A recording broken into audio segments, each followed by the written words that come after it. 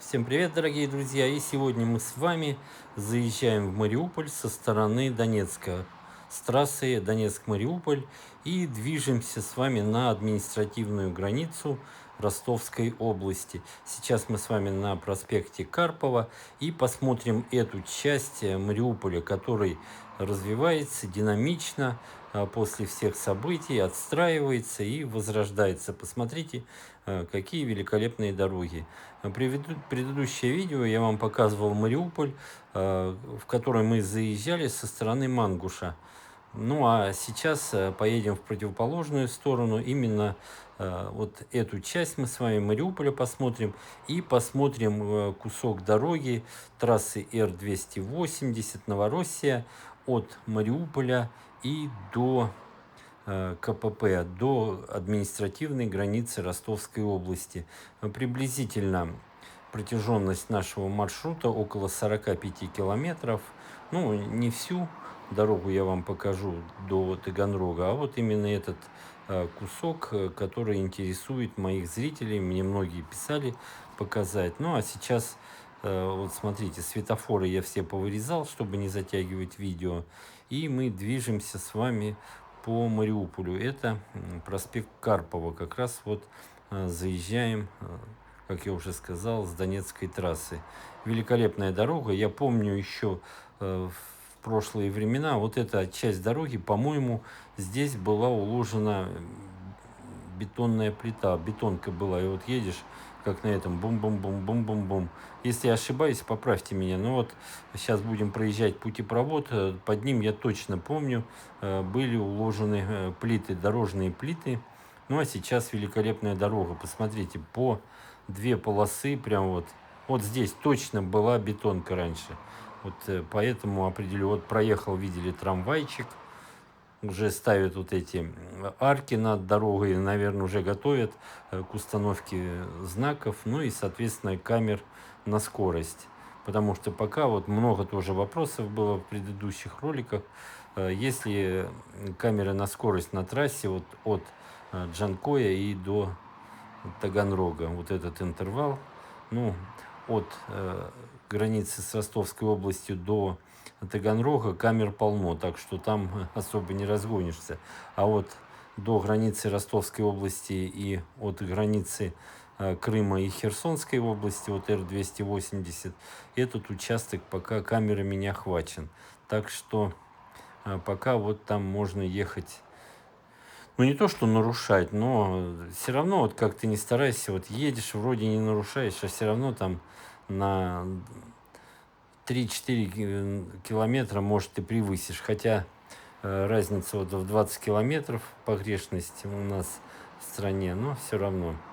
Так что, если едете, то все равно аккуратно, потому что в любой момент может эту камеру там установить, и мы об этом не узнаем. Ну вот, пока ехали, практически проспект Карпова закончился. Здесь такое вот кольцо. Мы его огибаем. Я в этот раз решил проехать по центральным улицам Мариуполя и показать вам вот дороги. Посмотрите, разметка, пешеходные переходы, ну просто глаз радует. И вот мы с вами выезжаем на следующую улицу, это проспект Ильича. Какие широкие, я вот обратил внимание, в Мариуполе какие широкие проспекты. Посмотрите, вот проспект Карпова был 4 полосы, вот сейчас Ильича по 2 полосы в каждую сторону, и плюс посередине проходят еще трамвайные пути. Я привык говорить путя.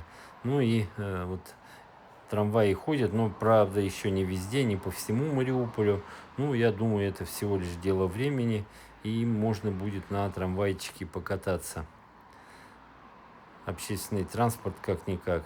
Ну, а мы по Ильича с вами едем уже вот и смотрим. Конечно, работы тут идут колоссальные.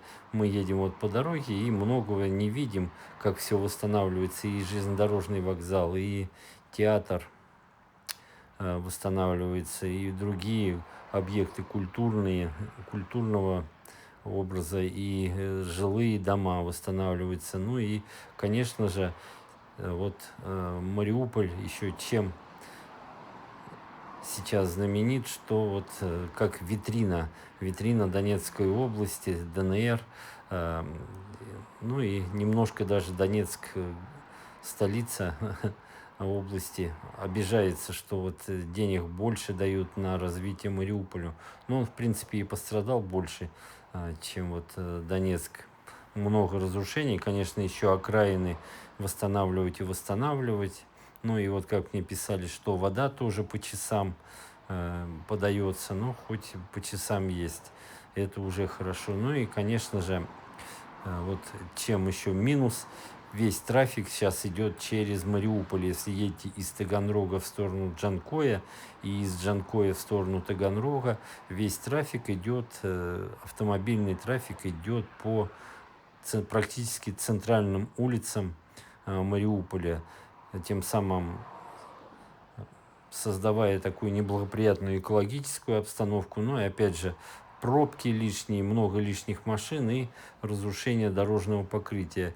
И сейчас вот совсем недавно сделали трассировку трассы, обход Мариуполя. Будет он в рамках трассы Р-280.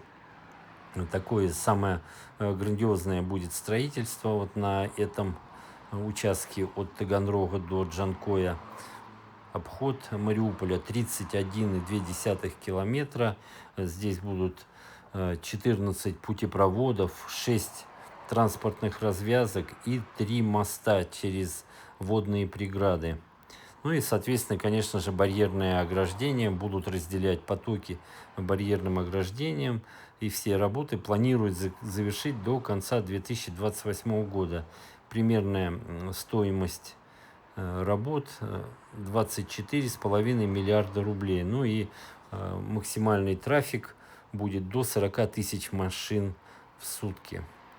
Вот сейчас вот по этим все дорогам ездят. Вот посмотрите, автобус городской транспорт едет. Вот сейчас он сворачивает, вот напылил передо мной. Ну а мы движемся с вами дальше. Так что вот этот, конечно, очень амбициозный проект, очень нужный. Ну и все вот мы свернули на улицу Заозерная. Напомню, мы едем с вами в сторону Таганрога на трассу через Мариуполь, потому что пока других путей нет.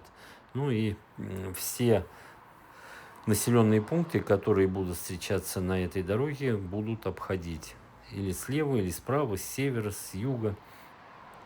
Так что вот такая ситуация с Мариуполем. Еще, как заявил глава Донецкой Народной Республики, что из Мариуполя хотят сделать такой транспортный хаб. Ну и здесь не мудрено. Конечно, сам Бог велел. Здесь и автомобильные дороги. Вот мы свернули уже улицу Мамина Сибиряка. И автомобильные дороги, и железнодорожный транспорт тоже вот будет активно строиться. Таганрог, Джанкой, и торговый морской порт. Ну и, естественно, в Мариуполе есть аэропорт, который будут возрождать, и он планируется стать международным аэропортом Мариуполя. Так что работы еще, конечно же, много, все это вот впереди. Ну и, дорогие друзья, мы вот с вами будем, видимо, свидетелями всего этого. Так что смотрите, как много по Мариуполю мы едем с вами.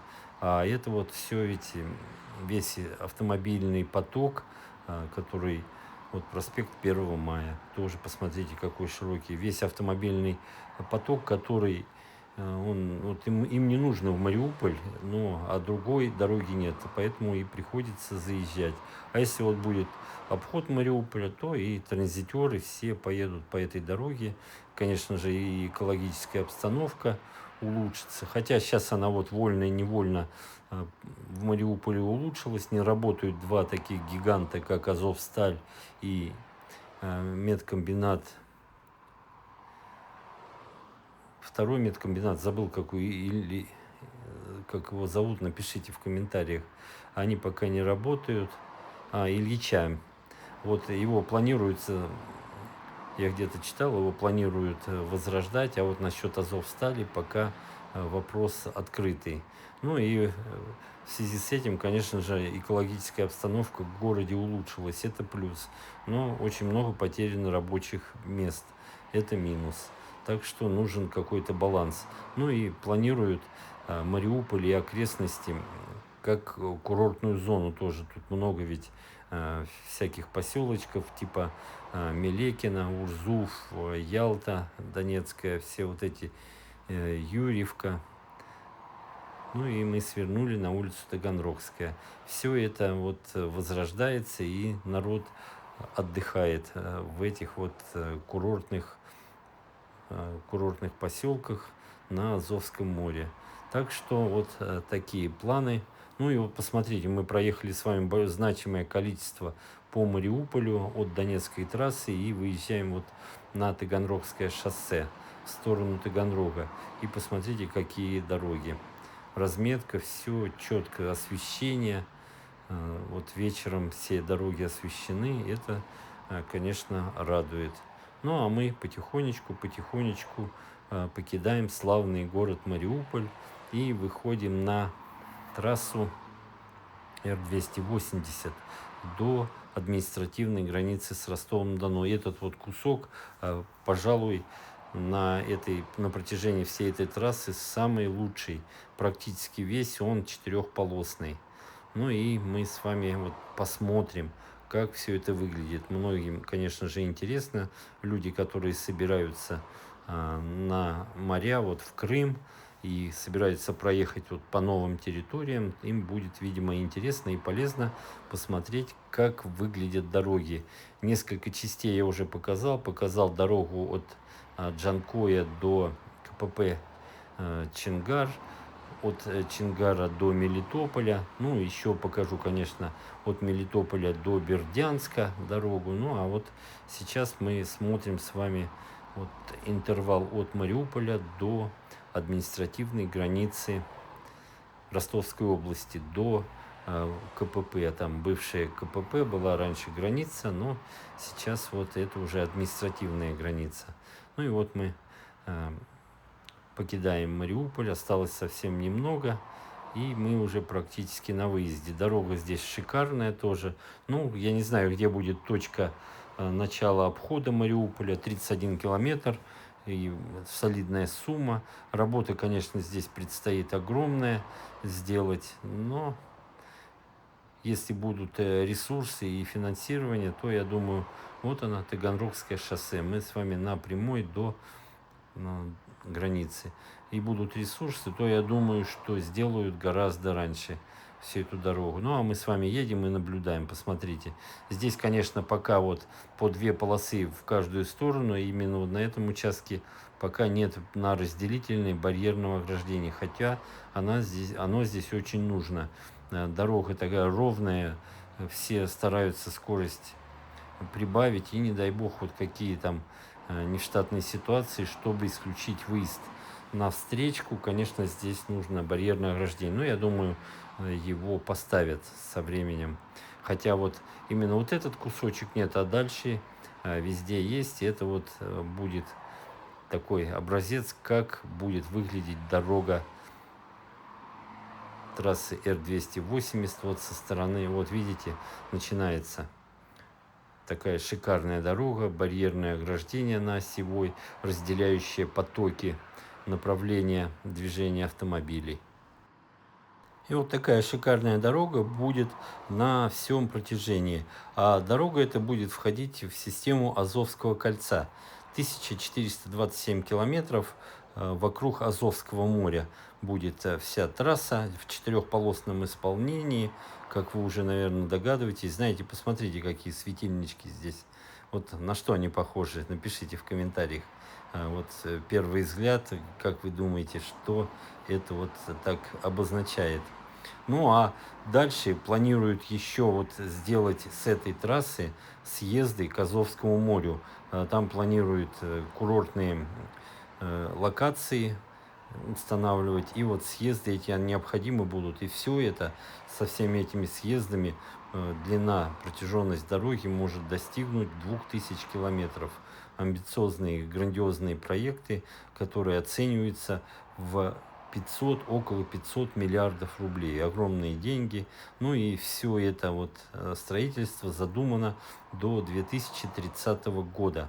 Я думаю, что реализация этого проекта позволит вот именно расширить все вот трудовые ресурсы в регионе и экономику, драйвер экономики создать, конечно же, если вот дороги в первую очередь строятся, и туда уже приходит большой бизнес. Ну и мы на это тоже надеемся, что вот смотрите, видите, вот этих рамок уже понаставили, как удобно и шикарно на них повесить или подвесить камеры на скорость. Сейчас, пока их нет, я с такой скоростью не ехал, не подумайте, я всегда это говорю.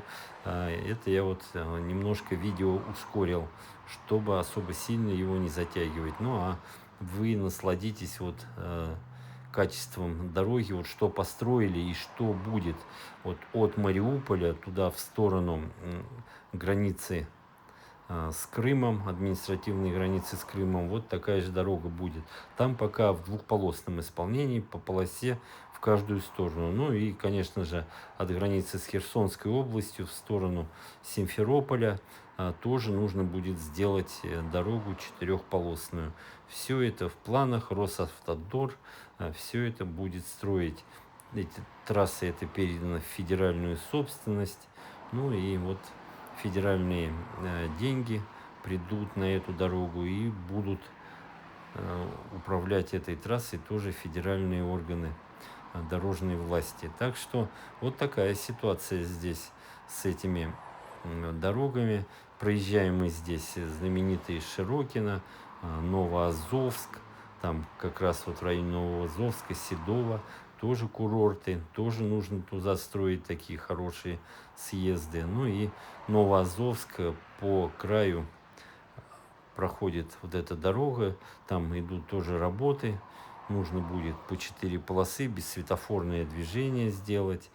Это все вот тоже там всякие развязки. Желательно, конечно, все делать, чтобы пешеходные переходы вот, и повороты были в разных уровнях, такие транспортные развязки, как сделали на Тавриде в Крыму.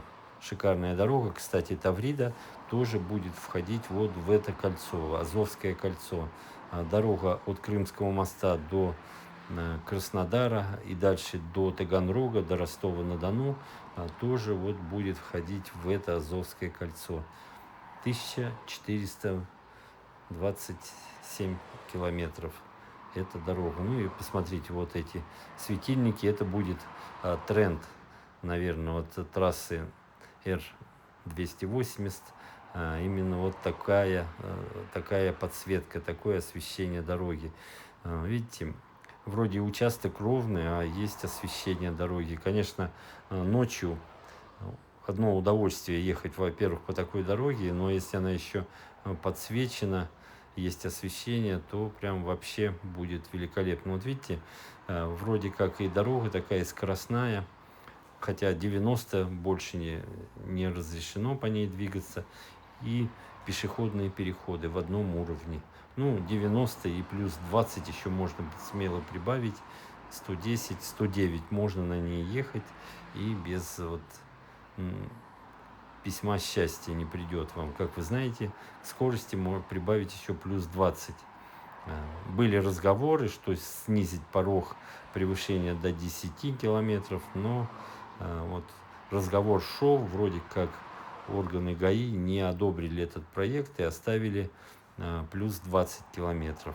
Ну и хорошо, потому что вот в некоторых населенных пунктах там даже скорость сбавлять, вот ограничение скорости есть до 40 километров в час, хотя вот населенные пункты 60 километров, ну есть 40, я даже где-то и 30 видел, там небольшие интервалы. Так что вот такая ситуация на дорогах.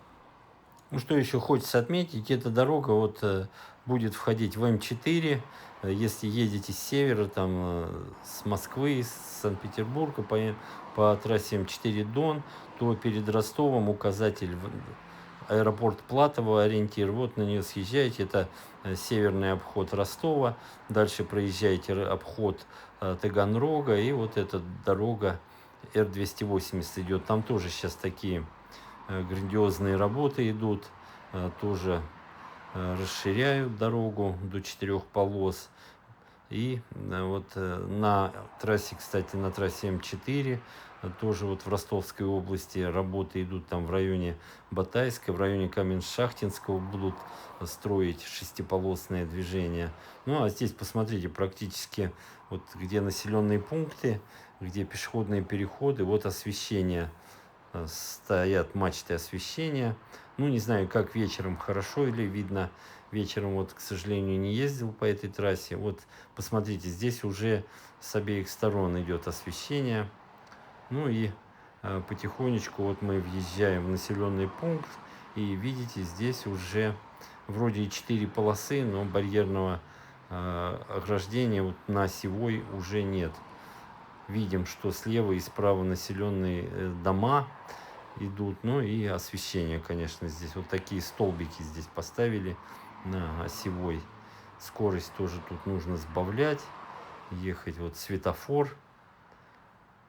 Ну и зеленый. Вот все это планируется сделать бессветофорным.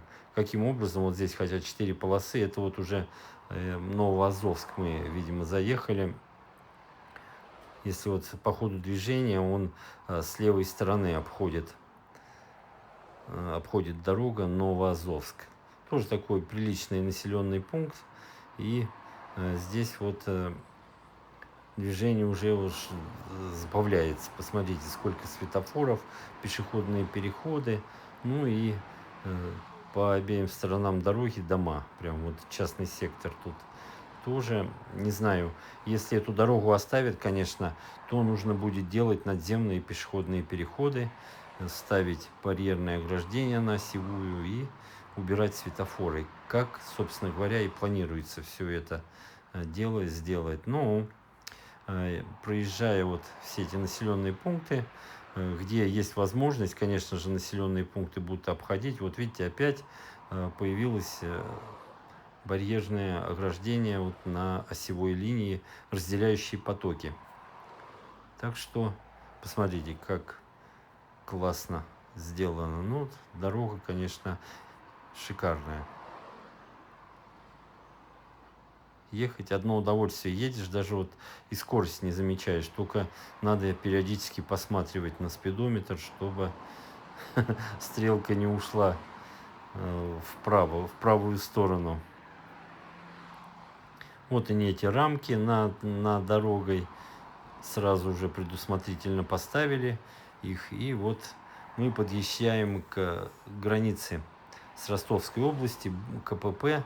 И вот нужно будет пройти оформление. Вот когда я заезжал из Ростовской области вот в Донецкую Народную Республику, то там регистрировали машину, документы на машину подавал и паспорт. Ну и досмотр. Проезжали через рентген-установку, затем такой визуальный осмотр, открытие багажника, капота. Багажник не открывали, капот, и в салоне бардачки все смотрели.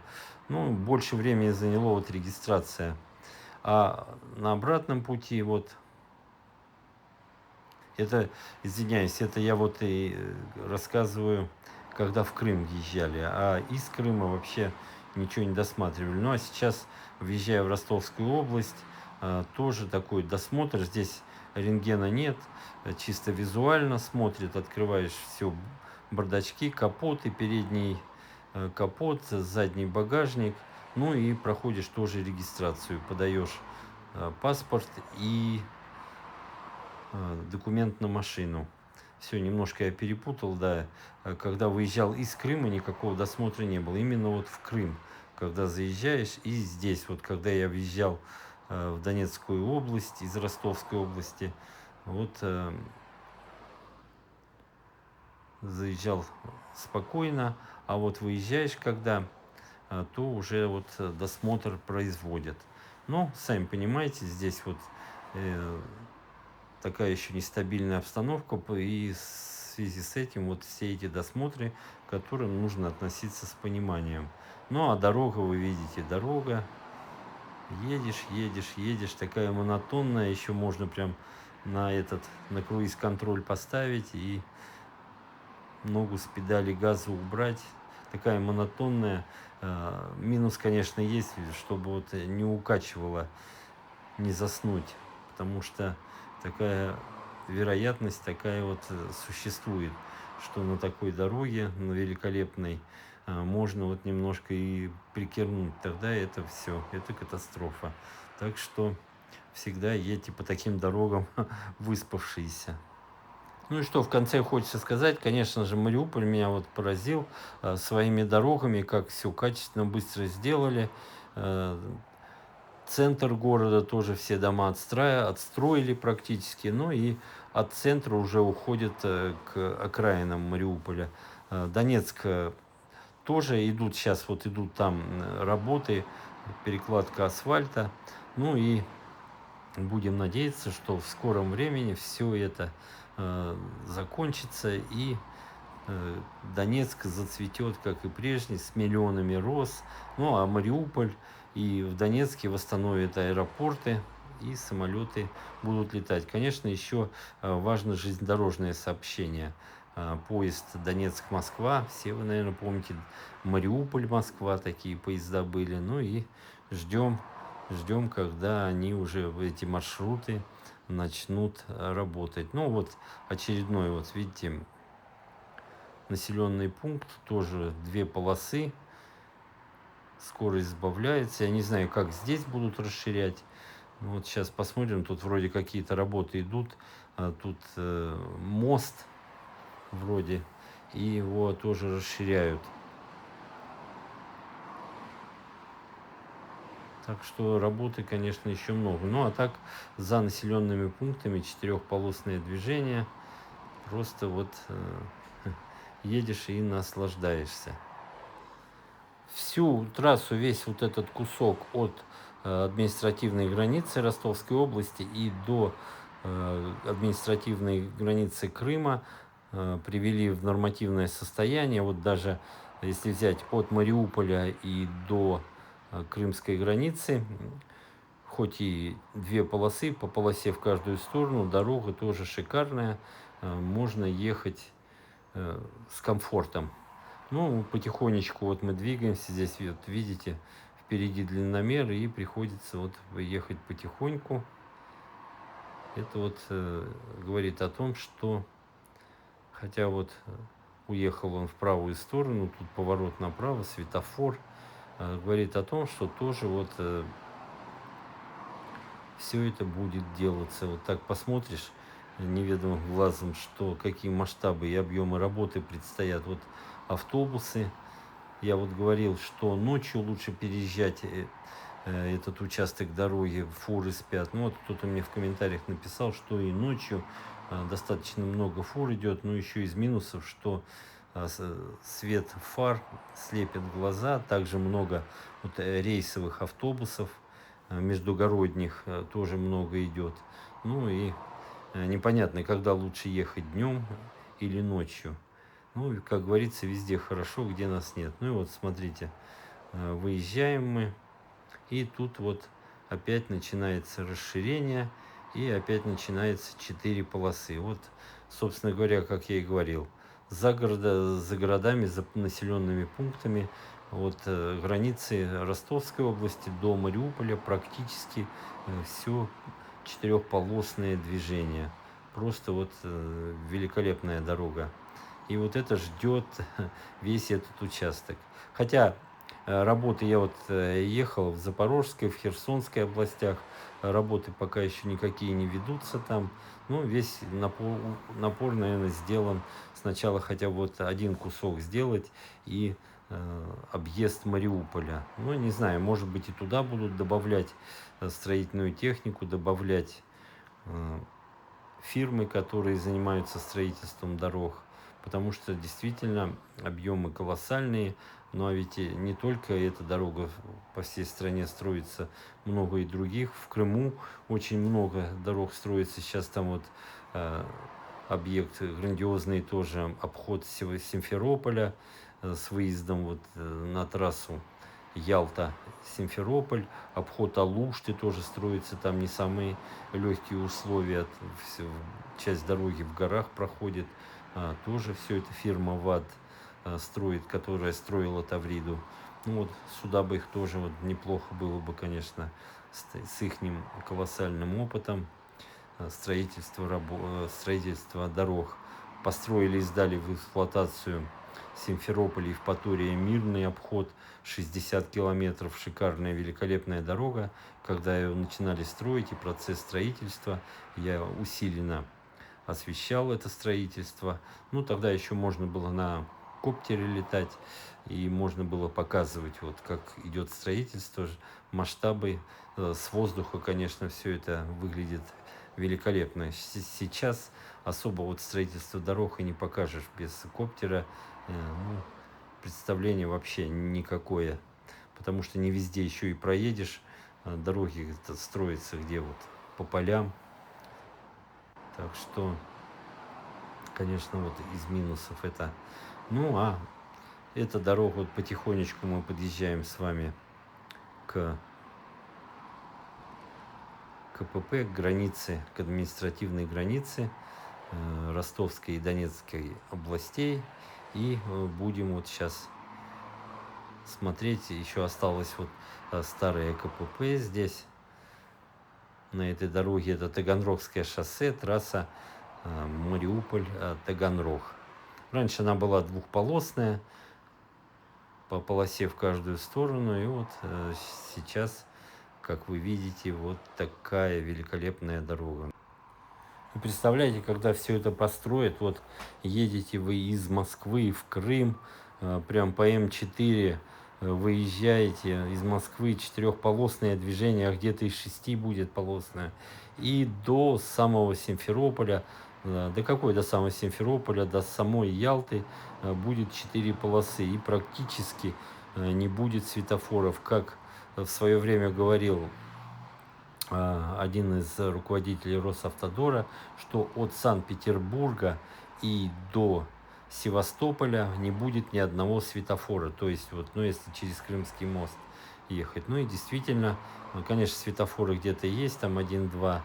Так что вот такое чудо нас ждет. Ну а мы вот тем временем, вот здесь дороги расходятся, тем временем подъезжаем к границе. Именно вот этот интервал дороги я хотел вам показать. Кстати, по Ростовской области вот от КПП тоже хорошая дорога, тоже четырехполосная. Ну и там чуть дальше просто начинается уже вот тоже строительство. Обход Таганрога, обход Ростова-на-Дону. Там работы идут по расширению до 4 полос. Вот видите, мы здесь вроде едем, а слева дорога в сторону Мариуполя. Вот так здесь сделали, потому что сейчас вот, если по прямой поехать, то вот старый там КПП будет, а потом со временем там таможенный терминал построили, и нужно здесь заворачивать влево. Вот, собственно говоря, мы туда с вами сейчас едем. Вот уже вдалеке виднеется такие вот ворота, арка. Это вот старый таможенный пограничный пункт был. Ну и мы сворачиваем с вами. На этом я буду заканчивать, дорогие друзья. Подписывайтесь на канал, кто не подписан. Обязательно поставьте жирный лайк этому видео, если оно вам понравилось. Ну а не понравилось, сделайте то же самое. Все, мы приехали. До свидания.